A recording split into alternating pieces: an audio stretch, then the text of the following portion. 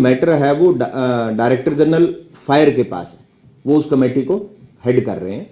हमारे रिप्रेजेंटेटिव जाते हैं, काफी मीटिंग्स हो चुकी हैं, तो जैसे ही वो रिपोर्ट आती है तो हम रिजल्ट निकालने की स्टेज पे होंगे। ग्रुप 6 कॉमर्स ग्रुप का रिजल्ट के बारे में बड़े कैंडिडेट्स ने क्वेश्चन पूछा है। किरण, सोनू, कंचन मेहता, पूजा, सुशील शर्मा, कविता, वीरेंद्र और जानवी कौर। जो ये मैटर है ये ऑलमोस्ट बिल्कुल लास्ट स्टेज पे है। इसके एलडीसी की इस पर्टिकुलर ग्रुप 6 की पोस्ट के लिए कोर्ट में स्टे था। अब नेक्स्ट डेट ऑफ जो केस है वो 15 जनवरी को लगा है। हमारे एचएसएससी के पार्ट पे जो था वो हमने रिजोल्व कर दिया, तो मोस्ट प्रोबेबली कोर्ट इसमें 15 जनवरी को स्टे वेकेट कर देगा, तो हम रिजल्ट निकालने के स्टेज में होंगे। जैसे स्टे वेकेट होगा हम कर देंगे। हमने जो ऑर्डर कंप्लाई करना था हाई कोर्ट का वो हम लोग कर चुके हैं।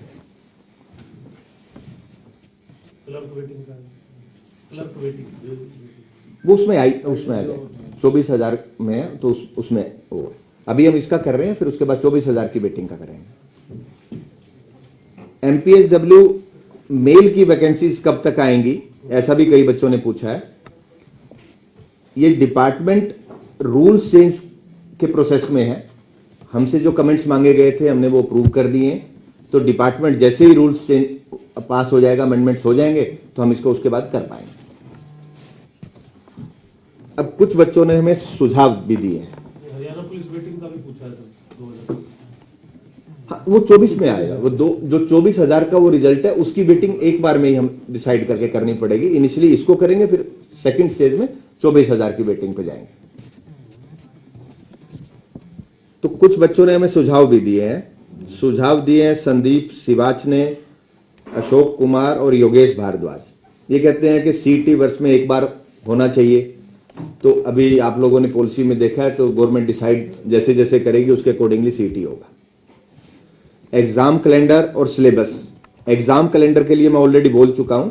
सिलेबस तो हमारा है अभी भी, लेकिन उस पर क्या बेटर हो सकता है तो उस पर हम काम करने को रेडी है। अगर बच्चे भी कोई सजेशन देना चाहें तो वो दे सकते हैं कमीशन को। नए सीटी से पहले हो जाएगा सिलेबस डिफाइन।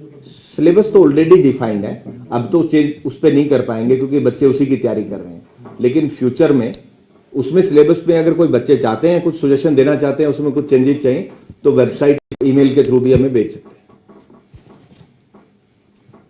फाइनल रिजल्ट के साथ ही हर भर्ती की वेटिंग लिस्ट भी जारी की जाए, ऐसा भी बच्चों का है। इस पर हम जरूर वर्किंग करेंगे, अगर पॉसिबल होगा तो जरूर करेंगे।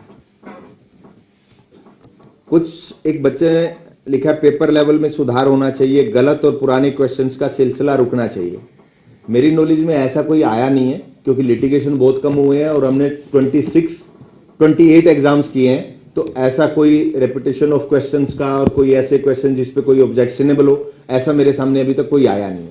अगर कोई बच्चे शेयर करेंगे तो हम उस पर भी एक्शन लेंगे।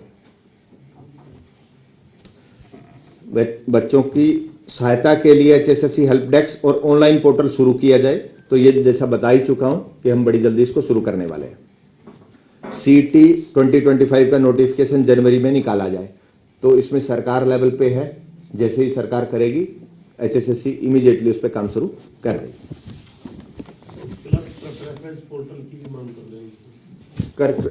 उस पे इस स्टेज पे तो हम प्रेफरेंस नहीं दे पाएंगे, लेकिन कुछ जो ज्वाइनिंग में जो इश्यूज आए हैं उसका हम सॉर्ट आउट कर रहे हैं। वो पॉसिबल है, वो हो जाएगा।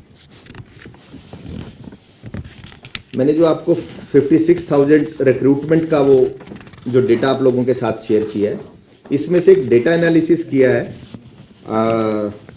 24,000 रिक्रूटमेंट का, क्योंकि मेरे पास सबसे बड़ा नंबर उसी का था और वो नई कमीशन आने के बाद था। और हम लोग चाह रहे थे कि भी कुछ चीज़ें ऐसी हम इसको एनालिसिस करें कि जैसे बेटर में बड़ी कुछ कर पाएँ फ्यूचर में बेटर। तो जैसे ग्रुप सी में हमारे पास जो नंबर ऑफ पोस्ट थी अक्रॉस द ग्रुप्स 24,220 पोस्ट थी, जिसमें नंबर ऑफ ग्रुप्स थे 24 और number of category across the groups थी 203 नंबर ऑफ कैटेगरीज और नंबर ऑफ डिपार्टमेंट 105। इसमें जो सिलेक्शन हुआ है ग्रुप सी में, वो ग्रुप सी में सिलेक्शन हुआ है 21,266 कैंडिडेट्स का और ग्रुप डी में हमारे पास सिलेक्शन हुआ है 2697 लोगों का, 2697। ग्रुप सी में 105 डिपार्टमेंट में कैंडिडेट्स को भेजा गया है और ग्रुप डी में 7 डिपार्टमेंट्स में भेजा गया है। और जो सिलेक्शन रेट है, फीमेल्स का सिलेक्शन रेट है 29% और मेल्स का सिलेक्शन रेट है 31%। टीजीटी में जो सिलेक्शन रेट था वो फीमेल्स का ज्यादा था। इस 24,000 के रिजल्ट में कुछ पोस्टें ऐसी हैं जो सिर्फ मेल्स के लिए हैं, जैसे पुलिस में 5,000 मेल्स के लिए ही थी। तो जो ये रेशियो है ये 21 का और 31 का इसलिए है क्योंकि मेल्स के लिए पोस्टें ज्यादा थी और टीजीटी में फीमेल्स का सिलेक्शन रेट बहुत ज्यादा था। कितना परसेंट था ये? टीजीटी का मेरे पास ऐसे, क्योंकि वो पुराना डेटा था मैं उसको नहीं कर पाया, लेकिन वो मेल से काफी ज्यादा था। मेरे पास एग्जैक्ट नंबर नहीं है लेकिन मेल से काफी ज्यादा था। सर क्लर्क की कुछ भर्ती भी पेंडिंग है किसी डिपार्टमेंट से? ज्वाइनिंग पेंडिंग है, भर्ती कोई पेंडिंग नहीं है, कुछ में ज्वाइनिंग पेंडिंग है। मैं आपकी क्वेरीज एक बार कंप्लीट करके मैं सारी क्वेरीज आप लोगों की रिजॉल्व करूंगा। हमने एक प्रेफरेंस पोर्टल लॉन्च किया था 30 सितंबर को और 4 दिन के लिए वो ओपन था। उसमें कुछ डेटा सामने आया कि 15,207 लोगों को 15,207 ऐसे कैंडिडेट्स हैं आउट ऑफ 24,000 जिनको फर्स्ट प्रेफरेंस मिला है।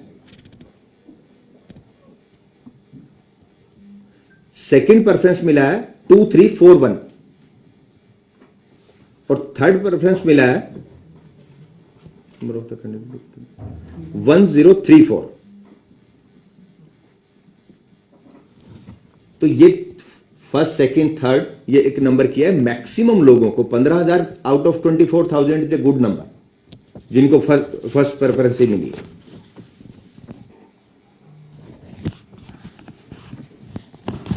एक नंबर काफी टाइम मेरे से भी पूछा जाता है, आप लोग भी आते हो और अदरवाइज भी अगर कहीं मैं जा रहा हूं पूछा जाता है कि इन सिलेक्शन में बाहर के लोग कितने लगे।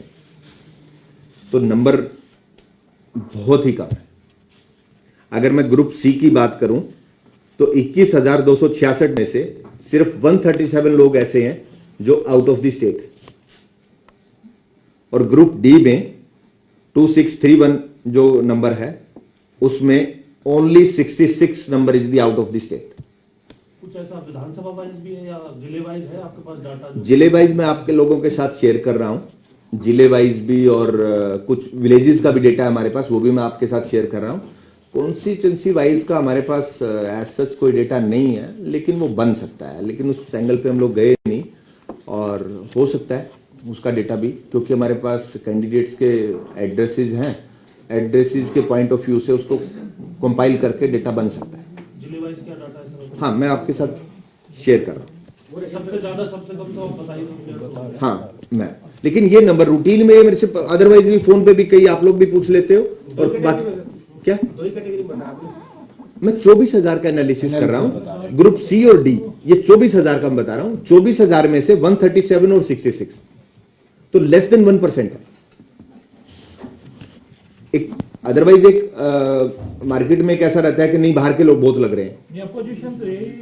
मैंने आपको नंबर शेयर किया है और जो कैंडिडेट्स की डिटेल है हम अदरवाइज वो नहीं कर सकते, लेकिन मैंने आपको आप सब लोगों के साथ में डेटा शेयर कर रहा हूं तो पूरा कमीशन है, तो आप इसको कैसे या कोई और डेटा है तो हमारे साथ शेयर करें। भर्ती कौन से जिले में हुई है सर इन भर्तियों? मैं आपके साथ शेयर कर रहा हूँ। आप जो गिरी है संख्या डिक्रीज हुआ है बाहर के कैंडिडेट्स का, जी तो आप कोई रिस्ट्रिक्शंस लगा रहे हैं क्या?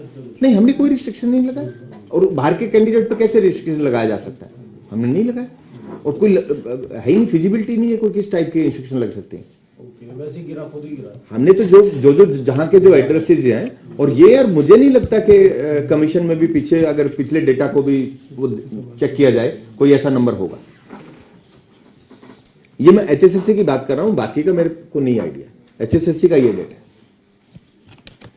अब हमारे जैसे कुछ टॉप 10-11 विलेजेस हैं, जैसे सतनाली विलेज है महेंद्रगढ़ में, इसमें सिलेक्शन रेट, पाई गांव है कैथल में 29, चांग गांव है भिवानी में 27, भूना फतेहाबाद 26, दुबलान झज्जर 24, दुबल दुबलधन दुबलधन, दुबलधन झज्जर, गोरखपुर फतेहाबाद, पाबरा हिसार 24, बरवाला हिसार 23, दनोदा कला जींद 22, डीग कैथल 22 और दनाना भिवानी 22 और दिनोन भिवानी 22। इसमें आपने खबर भी देखी होगी कि डी गांव में हाईएस्ट नंबर बोला गया था और मैंने भी उसके सरपंच से बात की थी। ये नंबर जो हमने पिक किया है ये तो डेटाबेस में है, उनका जो एड्रेस है, लेकिन कुछ बच्चे ऐसे हैं जो बिलोंग तो गांव से करते हैं लेकिन वो रह डिस्ट्रिक्ट में रहे हैं, तो उनके डिस्ट्रिक्ट के एड्रेस है, तो गांव में तो उनको आइडेंटिफाई हो सकता है कि ये मेरे गांव का इतने लोग लगे हैं, लेकिन हमारे एड्रेस के अकॉर्डिंगली नंबर ये है। अदरवाइज कई गांव का नंबर वो ज्यादा हो सकता है। डिस्ट्रिक्ट वाइज अगर मैं ग्रुप डी की बात करूं, अब इस पे अब कुछ क्वेरीज हैं तो आप साथ साथ में ही कर लें। ग्रुप डी में हाईएस्ट जो नंबर है वो हिसार का है 2636, सी एंड डी सॉरी, ये सी और डी दोनों का है जी, दोनों का है। हिसार इज 2636 और लोवेस्ट इज पंचकुला 128। आप किसी और डिस्ट्रिक्ट के बारे में पूछना चाहिए, अदरवाइज तो हम ये आपको शेयर कर देंगे, आप पूछना चाहें तो पूछ सकते हैं डिस्ट्रिक्ट। हिसार के बाद सेकंड लार्जेस्ट, सेकंड है जी Bhiwani 2181, third is Jind, fourth is Mahendragarh, Jind में कितना कैंडिडेट? जींद में है 2117 और महेंद्रगढ़ में है 2036।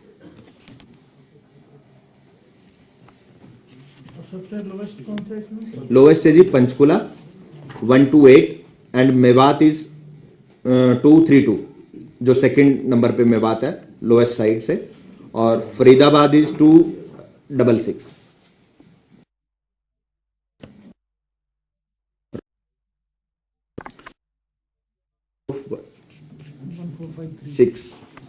On the sixth place 1453, no top से रोहतक 6 नंबर पे है, जज्जर 7th नंबर पे है, कैथल मैं एक रिपीट कर देता हूं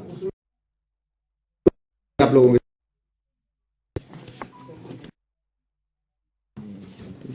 ग्रुप सी का ग्रुप सी कंबाइन बताइए ऑनलाइन भी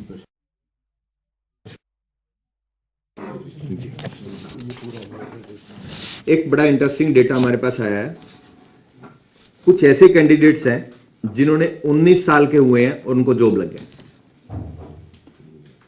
मैंने 10 बच्चों का एक डिटेल है मेरे पास, ये पुलिस कांस्टेबल में हुए हैं और क्लरिकल स्टाफ में हुए हैं, तो इट मींस 18 के बाद इन्होंने फॉर्म फिल और कुछ प्रोसेस कमीशन भी लेता है।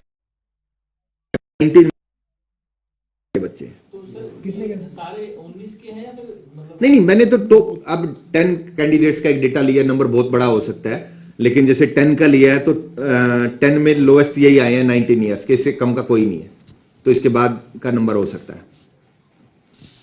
अगर मैं ओल्डेस्ट कैंडिडेट की बात करूं तो एक कैंडिडेट 50 साल का सिलेक्ट हुआ है,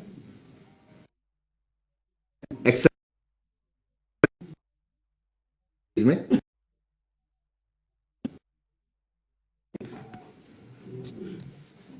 तो ये रेशियो का अगर कंपैरिजन हम करें, 19 साल के बच्चे को भी जॉब मिल रही है और 50 साल के बंदे को भी जॉब मिल रही है। रिजर्व कैटेगरी का होगा 50 वाला, हाँ उसका बिल्कुल उसका वो होगा, लेकिन 50 इयर्स में तो उसका टाइम ही बड़ा कम बचा है।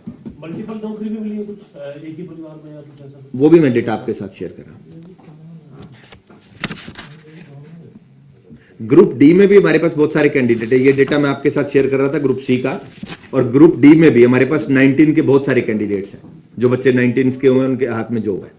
अगर सही टाइम पे करे, 18 का उसने फिल किया और प्रोसेस कंप्लीट हो जाए जल्दी से जल्दी, तो मुझे लगता है 18 के 6 महीने 8 महीने में बच्चे को जॉब मिल सकती है।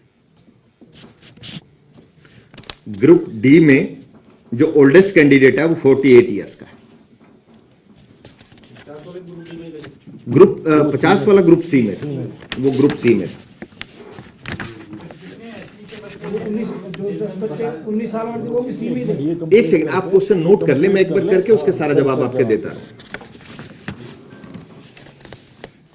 ग्रुप सी में कैटेगरी वाइज, आप में से किसी ने पूछा था कैटेगरी वाइज, कैटेगरी वाइज में ग्रुप सी का बताता हूं। एससी कैटेगरी का जो नंबर है वो है 4178, बीसीबी 2185, बीसीए 3093,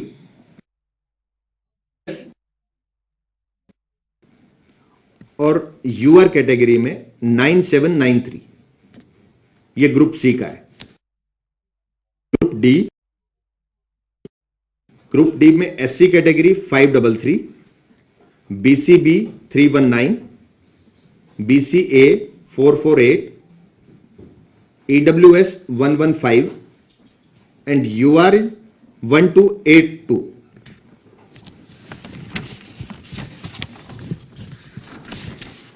अब आपका डेटा था कि आपका जितेंद्र, आप कुछ मल्टीपल लोगों का मैं आपको एक ही परिवार का।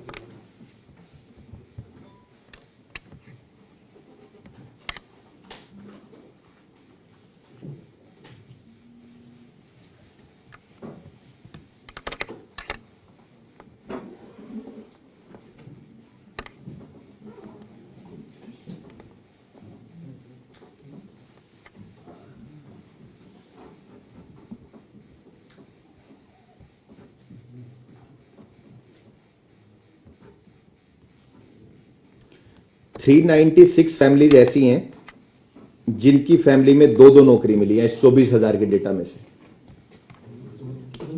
396 ग्रुप सी, और 5 फैमिलीज ऐसी हैं जिनको ग्रुप डी में 2 नौकरी मिली है। तो टोटल नंबर इज 401। 401 फैमिलियां ऐसी हैं जिसमें 2 नौकरी लगी हैं इस एक रिजल्ट से ही। इससे पहले टीजीटी के ग्रुप रिजल्ट में भी, जैसे मेवात में एक परिवार से ही 3 भाई लगे थे, और 3 वाले भी इस 24,000 के नंबर में 5 फैमिली ऐसी हैं जिनको घर में 3 नौकरियां मिली हैं, जिनमें से एक परिवार है हिसार का, रिजाली गांव के कोई वो हैं, उनकी एक ही फैमिली में 3 नौकरी मिली है। और 43 फैमिलीज ऐसी हैं जिनमें 2 फीमेल्स को नौकरी मिली है एक ही परिवार से। ये 42 है सी में और 1 है डी में, और जो 3 कैंडिडेट्स हैं वो सिर्फ सी में है, 3 नौकरियां मिली है।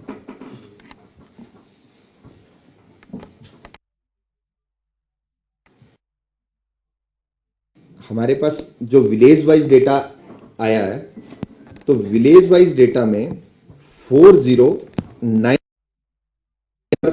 हैं विलेजेस जिनके कैंडिडेट सिलेक्ट हुए हैं। तो उसमें से 4095 गांव ऐसे हैं जिनके बच्चे नौकरी लगे हैं, जो बड़ा नंबर। बच्चे हैं जिनको इस गांव के कुछ के एड्रेस हैं, तो आई थिंक जो मेरा आइडिया है वो 5000 का नंबर के आसपास हो सकता है। 1000 गांव के ऐसे बच्चे भी होंगे जो पूरे हरियाणा से, तो 4-5,000। ये बच्चे लगे सर 4095? नहीं, मैं ये कह रहा हूं 4095 गांव के बच्चे जिनका एड्रेस फॉर्म में गांव का है, उनका सिलेक्शन हुआ है।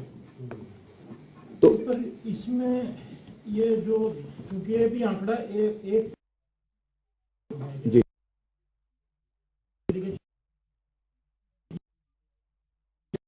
नहीं, इसको तो ऐसे, इसका तो क्वेश्चन का जवाब ऐसे नहीं हो सकता। जो फॉर्म्स में एड्रेस है, अब जैसे मेरा एड्रेस है, मैं कैथल का, तो एड्रेस दिया, तो मैं तो उस बेस की वो कर रहा हूं। इन बच्चों के गांव के एड्रेस है तो उस पे कैलकुलेशन किया, अदरवाइज तो नंबर बड़ा होगा। और 6200 पंचायत में से अगर 400 है तो नंबर तो ये भी काफी बड़ा है। और जो बच्चे शहर में शिफ्ट कर रहे हैं, शहर का एड्रेस है, अब कैलकुलेशन ऐसे नहीं हो सकती कमीशन लेवल पे, विलेज वाइज तो हो सकती है, तो वो नंबर 80% माने तो हाँ बिल्कुल, आप देख डेटा आपके लोगों के सामने है, आप लोग कैलकुलेट कर सकते हैं। 62 तो 4100 हो गए हाँ समथिंग है 6200 में 4100 नहीं वो 5000 का है ना वो नहीं, एक 1000 हो सकते हैं, हो सकते हैं, हुए नहीं 6200 में से नहीं हमारे पास कैलकुलेशन का कोई वो नहीं है, लेकिन आप 4000 एक बड़ा नंबर 4000 तो पे आपको रीच किया actual हमने, डाटा है मतलब। हमारे पास एक्चुअल डेटा है। अब डिस्ट्रिक्ट्स में जो डेटा है कि वो विलेज का है, शहर को, उसको कहाँ काउंट करेंगे, तो उसके अकॉर्डिंगली वो डेटा जो भी होगा आप लोग सारे कैलकुलेट। 4100 या 95 है वो हाँ बिल्कुल 41 जी। ज्यादातर सर ये जो टेक्निकल पोस्ट है इसके लिए डिमांड कर रहे थे कि ये बाहर होनी चाहिए सीईटी। देखो सीईटी के रिगार्डिंग जो पॉलिसी है वो स्टेट का मैटर है, चीफ सेक्रेटरी ऑफिस और सरकार उस पर वो कर सकती है। जो जो चीज़ें उन्होंने हमसे पूछी थी, जो हमें प्रैक्टिकल प्रॉब्लम आई रिजल्ट्स में और बाकी चीज़ों में, वो हम लोगों ने शेयर की है। उसके बाद जो भी डिसीजन होगा हमें इम्प्लीमेंट करना है। ग्रुप 20 के जो बच्चे हैं ये भी चाह रहे हैं कि आप उसको निकलवाओ जो कर रहा है कोर्ट का ग्रुप 20 ग्रुप 20 मैं आता हूँ उसमें, मैं उस पर आपको वो करता हूँ। अभी कुछ बच्चे ऑनलाइन भी क्वेरी रख रहे हैं, मैं उनका भी एक बार जवाब दे दूं, फिर आप लोगों की वो करता हूँ। अभी हमारे पास 4 ऐसी वैकेंसीज हैं जिनके एग्जाम पेंडिंग है। एप्लीकेशन हमने इनवाइट की हुई है। Sports quota TGT physical education 76 post है।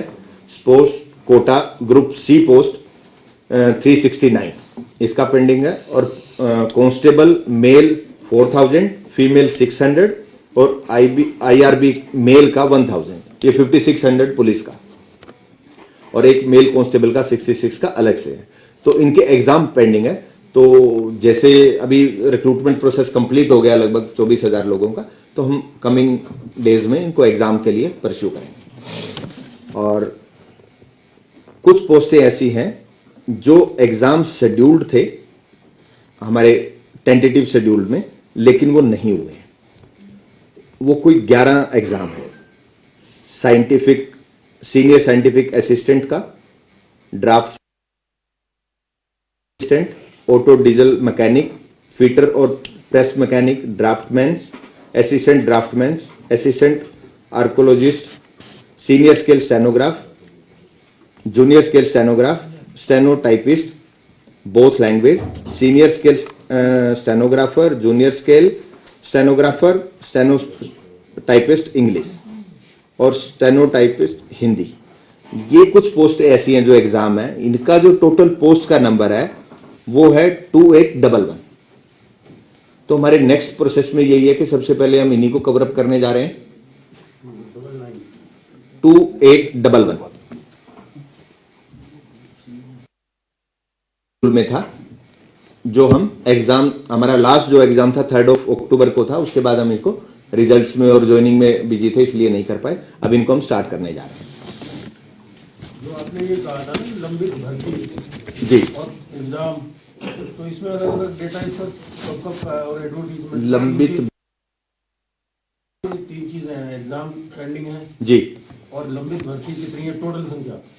मैं दो चीजों का आप उसको कह रहे हो। एक तो मैंने बोला है कि हमने एडवर्टाइज किया, एग्जाम का शेड्यूल जारी नहीं किया था। ठीक है जी। वो जो थे 4 पोस्टें हैं। Sports quota TGT physical education, sports quota group C post 369, constable 4000, female 6000 और IRB 1000, 5600 का ये है। और 66 एक और माउंटेड आर्म पुलिस का है 66 का। ये टोटल नंबर होता है 6111। ये एडवर्टाइज्ड है, लेकिन इनका कोई एग्जाम शेड्यूल नहीं था। जो बाकी मैंने बताया 2811 का, उसका exam schedule already tentative schedule हमने रिलीज किया था, लेकिन 3 अक्टूबर को लास्ट एग्जाम के बाद बाकी हम लोग नहीं कर पाए। अब उसके नए साल में हो जाएगा। हाँ, नए साल में हम सबसे पहले फर्स्ट फेज में हम इसी को कंप्लीट करने वाले हैं।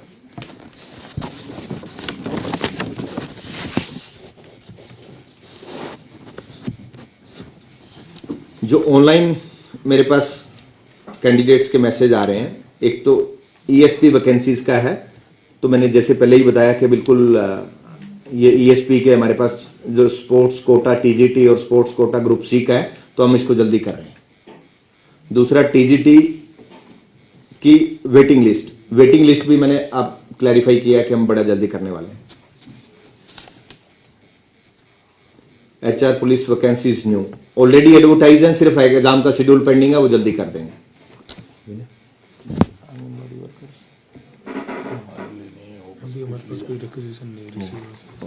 एक क्वेश्चन आया आंगनबाड़ी वर्कर्स सुपरवाइजर की भर्ती निकलवाने के बारे में। तो अभी तक हमारे पास कोई रिक्वेजिशन आया नहीं है, जैसे ही रिक्वेजिशन आएगा तो हम इसको एडवर्टाइज करेंगे।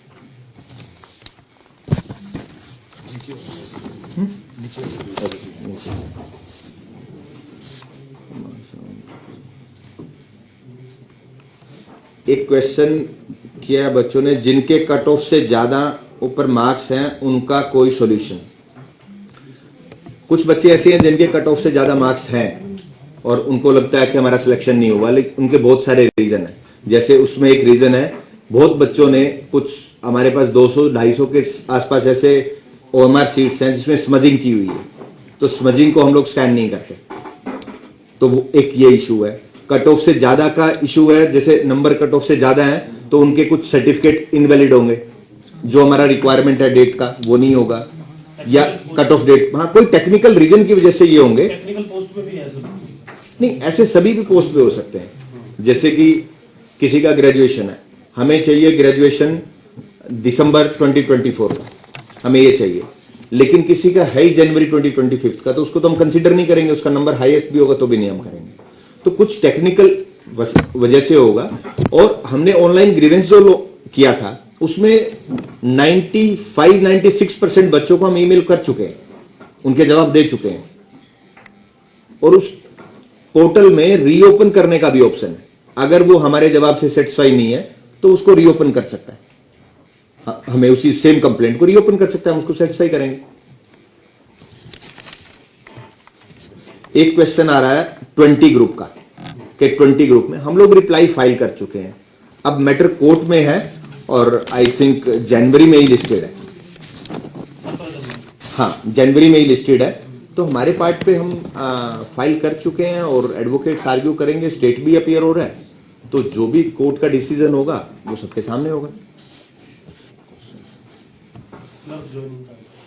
क्लर्क ज्वाइनिंग के कुछ डिपार्टमेंट्स में कुछ क्लैरिफिकेशंस हैं रूल्स में, जैसे जो उन्होंने रिक्वेजिशन हमें भेजी है उसके अकॉर्डिंग, तो हम 70-80% का रिप्लाई कर चुके हैं उनके जो भी क्वेरीज आई थी डिपार्टमेंट्स की। कुछ पेंडिंग है, वो बड़ी जल्दी कंप्लीट कर देंगे। क्लैरिकल में भी कुछ डिपार्टमेंट को हम कर चुके हैं क्लैरिफिकेशन, कुछ डिपार्टमेंट में क्लैरिफिकेशन जा चुकी है, कुछ में पेंडिंग है, वो जल्दी से जल्दी कंप्लीट हो जाएगी। और कुछ तो ऐसे हैं कि डिपार्टमेंट हमसे क्वेरी पूछ रहे हैं, वो अपने लेवल पे डिसीजन ले सकते हैं, लेकिन फिर भी वो HSC से पूछ रहे हैं, हम उनका रिप्लाई उसके अकॉर्डिंगली कर रहे हैं। चेयरमैन साहब, ये जो आप समाधान शिविर लगाने जा रहे हैं जी, तो जो लिटिगेशन है वो लिटिगेशन वाले मामलों को भी सुनेंगे आप जी। अगर वहाँ कोई नेगोशिएशन होती है, वाली बात बनती है, फिर क्या होगा? जी, उसमें कुछ चीजें ऐसी हैं जिनका कमीशन के लेवल पे डिसीजन लिया जा सकता है, ऐसी कुछ चीजें हैं।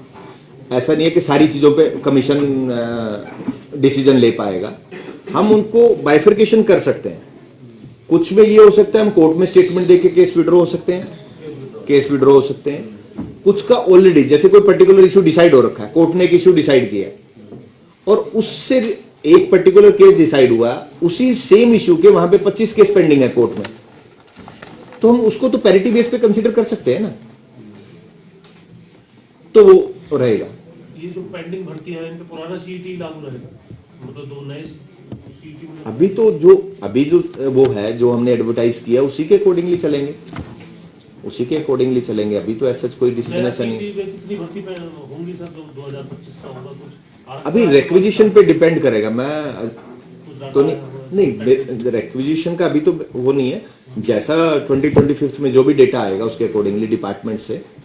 तो हम लोगों ने जो सजेशन भेजे भी हैं, डिस्कस भी किए हैं, तो वो किए हैं कि हमारे पास थ्रू HRMS अदरवाइज एक डेटा आ जाए रिक्विजिशन का, अदरवाइज भेजने में काफी टाइम कंज्यूमिंग है, तो डायरेक्ट डेटा आ जाए, जो रिटायर हो रहे हैं, वैकेंसीज खाली हो रही हैं, तो हमारे पास डायरेक्ट कोई ऐसा एक मैकेनिज्म बन जाए तो हम जल्दी इसे जल्दी कर पाएंगे। और हमारा एनुअल कैलेंडर भी इसी का पार्ट है। हम एनुअल कैलेंडर डिक्लेयर करें, रिक्वेजिशन हमारे पास आएगी नहीं तो हमारे लिए टफ हो जाएगा। तो एनुअल कैलेंडर भी डिपेंड करेगा डिपार्टमेंट्स पे भी और कमीशन के अकॉर्डिंग। सरकार से भी मीटिंग होती है, सीईटी हो कब तक जाएगा, तो क्या लग रहा है कहाँ तक बात पहुंचेगी उसकी? अब वो हो गया, कैबिनेट से पास हो गया, नोटिफिकेशन होगा, जल्दी से जल्दी जितना जल्दी हो पाएगा। मैं टाइम तो क्योंकि मेरे कमीशन के लेवल पे कुछ भी नहीं है तो मैं नहीं वो कर सकता, लेकिन बहुत जल्दी होगा। वो एनटीए वाला ही रहेगा या वो भी तय करेगी? वो सरकार को डिसाइड करना है, वो हमारा मैटर नहीं है। सीईटी बेसिकली सरकार ने करना है तो वो है। लेकिन कोर्ट में क्योंकि हमने 31 दिसंबर तक का बोला था तो वो भी है, हो सकता है हमें एक्सटेंशन ऑफ टाइम के लिए भी जाना पड़े क्योंकि कोर्ट में स्टेटमेंट दिया था। लेकिन कुछ प्रोसीजर है जो लेंथी हो जाने हैं। अब तो मेरे ख्याल से बिल्कुल लास्ट स्टेज पे है, कोई ज़्यादा टाइम नहीं लगने वाला है। जो आपने अभी डाटा दिया अपने कार्यकाल का, ये आपके और कुछ 56 दिनों का जो भी उसमें हुआ, आपको कुछ बच रहा है? जो नहीं, मेरा कुछ नहीं बचा। हाँ, मेरा कंप्लीट है। क्वेरी स्टार्ट है। हाँ, आप लोग क्वेरीज कीजिए, जो आपने अपने कार्यकाल का दिया, एक एक करके अब सारे बुक। तो मेरा ये पूछना है कि जो पहले लोगों ने काम किया है हाँ, वो क्या एवरेज है आपका और उनका क्या फर्क है? नहीं, मेरा और उनका फर्क तो मैं कंपैरिजन वो नहीं कर सकता। मैंने कुछ 7-8 साल का दिनों का दिया ना, इसमें हाईएस्ट है। मैं कुछ डेटा है मेरे पास। अगर मैं 15 से मेरे पास डेटा है, 15 में था नंबर 2780, 16 में 2229, 17 में 8403, 18 में 20141, 20,141, 19 में था 34,649, 34649, 2020 में 8694, 2021 में 3651, 2022 में 16,366, 2023 में 838 और 2024 में 56,830।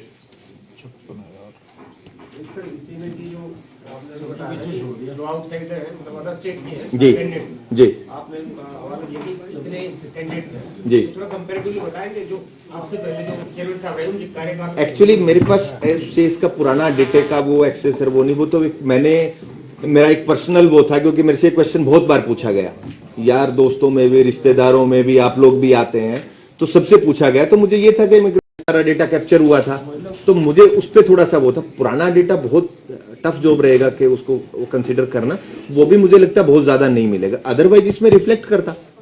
कितने एससी कैंडिडेट जो है जी। वो जनरल में सिलेक्शन हुआ है? ब्रदर ये तो मुझे कैलकुलेशन करके बताना पड़ेगा, ऐसा नहीं है, लेकिन ये पॉसिबल है, ऐसा डेटा फाइंड आउट किया जा सकता है, लेकिन एज ऑन डेट मेरे पास नहीं है डेटा। सर एक सवाल है, हेलो में हाईएस्ट क्वालिफिकेशन है उनका या पीएचडी, तो इसलिए पीएचडी होल्डर का भी ग्रुप डी मिनिमम क्वालिफिकेशन डालते हैं। हमारे पास मिनिमम का तो है, मैक्सिमम का कई बच्चों ने दिया होगा, किसी का नहीं दिया होगा। और हमें जो जो चीजें लगी, आपके पास डेटा है 40-50 हजार जो भी कैंडिडेट्स है, आप जिन जिन पैरामीटर पे उस पर आप वी लुकअप के थ्रू, एक्सेल के थ्रू जो भी डेटा करना चाहें तो वो पॉसिबल है। जो मैं डेटा करके आया हूं वो तो मैंने आप लोगों के साथ शेयर कर दिया। इसके अलावा अगर कोई ऐसा डेटा एनालिसिस है, आई थिंक ये भी फर्स्ट टाइम ही हुआ होगा। ये भी बड़ा इशू बनता रहा कि हाईली क्वालिफाइड जो हैं ग्रुप डी के लिए बेरोजगारी से कनेक्ट करके अपोजिशन ये भी सवाल उठाते रही है लगातार। सर मैं वो होती रहेंगी, लेकिन मैं तो ये कहूंगा जो कैंडिडेट हमारे पास आएगा हम तो उसके अकॉर्डिंगली वो करेंगे। वो इशू भी है कि वो ग्रुप डी में लग जाता है, बाद में उसी में भी चला जाएगा। तो जॉब्स की आप उसको, मेरे लिए पॉजिटिविटी ये है कि वो 2 टाइम्स सिलेक्ट हुआ है कमीशन से, तो और हाईली क्वालिफाइड है। और नंबर आप देखिए, अगर अदर स्टेट्स का भी देखें, इतना बड़ा नंबर नहीं है। 24 के लिए इतना बड़ा नंबर फॉर दिस। जी, दो विभाग ऐसे हैं जिसमें हमेशा नौकरियों को लेकर के कहीं न कहीं पेपर पे खींचातानी हो जाती है। जी। सबसे पहले तो आईटी इंस्पेक्टर की बात करें, आईटी में क्योंकि बाकी स्कूल्स के बोर्ड्स के एग्जाम चलते हैं, तो ऐसे में तो संभावनाएं नहीं लगती कि फरवरी और मार्च में सीईटी हो पाएगा। इन पे क्या स्पष्टीकरण तीनों चीजों पे? नहीं, जब भी पहले तो मैं आपका आईटी इंस्ट्रक्टर का वो करता हूं। देखो, आप लोगों के पास जो आती हैं, बच्चे भी जो करते हैं, बच्चों को, बहुत सारे बच्चों को डिपार्टमेंट के रिक्रूटमेंट रूल्स का नहीं पता होता। वो उसको स्टडी भी नहीं करते। तो हमारा जो पैरामीटर है, डिपार्टमेंट के रूल्स क्या कहते हैं और हमारी एडवर्टीजमेंट क्या कहती है, पूरा रिक्रूटमेंट प्रोसेस इसी के चारों तरफ रहता है। कई बार वो चीजें ऐसी हैं कि डिपार्टमेंट रूल्स में भी कई बार एम्बिग्विटी होती है, कई बार होती है, अमेंडमेंट्स भी होते हैं इसीलिए। तो कई चीजें ऐसी हैं जो हम पेपर कर ही नहीं पाते। तो आईटी इंस्ट्रक्टर में कई जगह पे जो जहां रूल क्लैरिफाई नहीं किया इन चीजों को और एडवर्टीजमेंट हुआ तो बाद में प्रॉब्लम्स आई। लेकिन उसमें यह है कि हम लोगों ने एक प्लान आउट किया है इस टाइप का कि जो जो ऐसी कोई इशू हमारे पास आते हैं तो हमने उनको इकट्ठा करना शुरू किया कि कुछ 5 से 10 को हम एक बार एचआरडी ब्रांच को भेजें, डिपार्टमेंट में ये कुछ चाहिए तो वो अपने डिपार्टमेंट अपने लेवल पे उनको चेंज करा सकता है। जैसे एक सर वो अग्निशमन वालों में कई लोगों ने जो अप्लाई किया, कई बार होती है, कुछ अमेंडमेंट्स भी होते हैं इसीलिए। तो कई चीजें ऐसी हैं जो हम ऑन पेपर कर ही नहीं पाते। तो आईटी इंस्ट्रक्टर में कई जगह पे जो जहां रूल क्लैरिफाई नहीं किया इन चीजों को और एडवर्टीजमेंट हुआ तो बाद में प्रॉब्लम्स आई। लेकिन उसमें यह है कि हम लोगों ने एक प्लान आउट किया है इस टाइप का कि जो जो ऐसी कोई इशू हमारे पास आते हैं तो हमने उनको इकट्ठा करना शुरू किया है कि कुछ 5 से 10 को हम एक बार एचआरडी ब्रांच को भेजें कि इन डिपार्टमेंट्स में हमें रिक्रूटमेंट में ये लगता है कुछ चेंजेस होने चाहिए, तो वो अपने डिपार्टमेंट अपने लेवल पे उनको चेंज करा सकता है। जैसे एक सर वो अग्निशमन वालों में कई लोगों ने जो अप्लाई किया, जी जिस इंस्टीट्यूट का उन्होंने लगाया उसको जो अग्निशमन मैं- विभाग है वही नहीं मानता, वो कहता है कि ये फर्जी चीजें हैं। मैं आपको एक एग्जांपल देता हूं। जैसे आप लोगों ने फिजिकल एजुकेशन में 2-3 डिग्रीज है, एक बीपीएड है, एक एमपीएड है और एक एमए है, एमए फिजिकल एजुकेशन। तो कुछ डिपार्टमेंट्स के रूल में कई स्टेट्स के, मैं सिर्फ हरियाणा का नहीं बात कर रहा, कई जगह पे सिर्फ बीपीएड है किस पर्टिकुलर पोस्ट के लिए। फिर वो कहता है जी मेरे पास तो एमएड है और एमए है, एमए बीपीएड से बड़ी है। तो ऐसे कुछ डिपार्टमेंट के रूल्स इतने क्लैरिफाई होने चाहिए तो रिक्रूटमेंट प्रोसेस में ये दिक्कत नहीं आती। बच्चों को रिक्रूटमेंट रूल्स, मेरे को 6 महीने में वहां पे ऐसा नहीं लगा कोई बच्चा रूल्स को आके वो करे, उसको लग रहा है जो मेरी प्रॉब्लम है और मैं ठीक कर, कई बार वो ठीक भी होते हैं। एक क्वेश्चन आपका। सेकंड मैं कहता हूं जो अग्निशमन विभाग है उसकी वैकेंसी पीछे निकली थी, जी बहुत से बच्चों में उसका जो एक्सपीरियंस है, जहाँ से उन्होंने ट्रेनिंग लिया, जो भी कोचिंग करी, उसको डिपार्टमेंट वैलिडेशन नहीं मानता। वो कहता है कि ऐसे लोग जो है किसी भारत सरकार का कोई लेटर नहीं है और इन्होंने खुद की कंपनी क्रिएट की और खुद के सर्टिफिकेट जी पैसे आप देखिए जो रिक्रूटमेंट प्रोसेस होता है ऑल ओवर इंडिया वो क्लेम बेस्ड होता है। यूपीएससी भी क्लेम बेस्ड करता है। आपने बोला कि मेरा ये सर्टिफिकेट है और मेरी ये कैटेगरी है, मैं इस कैटेगरी में जा रहा हूं, हम लोग उसको स्क्रूटिनाइज नहीं करते, वो डिपार्टमेंट लेवल पे करना होता है। आपने एक्सपीरियंस दिया कि मैं इस फर्म में इसमें यहां पे जॉब करके आया हूं, उसका जो वेरिफिकेशन है वो डिपार्टमेंट को करना है। आपने जो बोला हमने मान लिया और उसको रिकमेंड करके भेज दिया, उसके बाद डिपार्टमेंट उसको चेक करेगा। ये जो टोटल आपने आंकड़े दिए हैं, उसमें आपको ऐसे आंकड़ा दिया होगा कि आवेदन करता कितने हैं टोटल, मतलब जो युवक का विद्यार्थी है जी उनकी संख्या कितनी है टोटल अब तक जो ग्रुप सी और डी में जो एप्लीकेंट जो एप्लीकेंट बने हैं? अप्रोक्सीमेटली 2.25 लाख। 2.25 लाख के आसपास थे और जो शॉर्टलिस्ट हुए थे एग्जाम्स के लिए आई थिंक वो 70,000 के आसपास का नंबर था। सीईटी क्वालिफाइड सीटी जिन्हें अप्लाई जिन्होंने पार्टिसिपेट किया है एग्जाम्स में, 70,000 हाँ एग्जाम्स में और एप्लीकेंट कितने एप्लीकेशन